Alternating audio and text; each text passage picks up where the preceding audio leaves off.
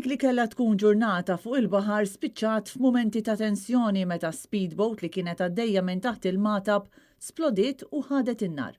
L4 persuni u kelb li kien hemm abbord jistgħu jodduha b'waħda wara li rnexxilhom jaqbżu fil-baħar wara splużjoni fuq id-dajsa.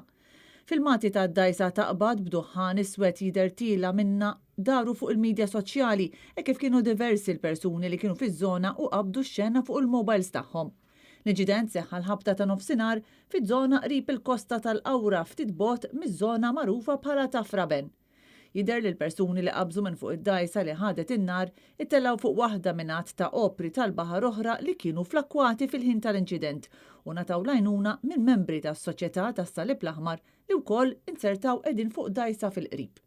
Membri mid-Dipartiment tal-Protezzjoni Ċivili ħadmu biex jintfew in-nirien b'uffiċjali tal-Forzi Armati ta' Malta jgħinu f'din l-operazzjoni ta' salvataġġ li ħadet madwar siegħa. Rapporti indikaw li persuna waħda minn dawk abbord sofra xi ħruq.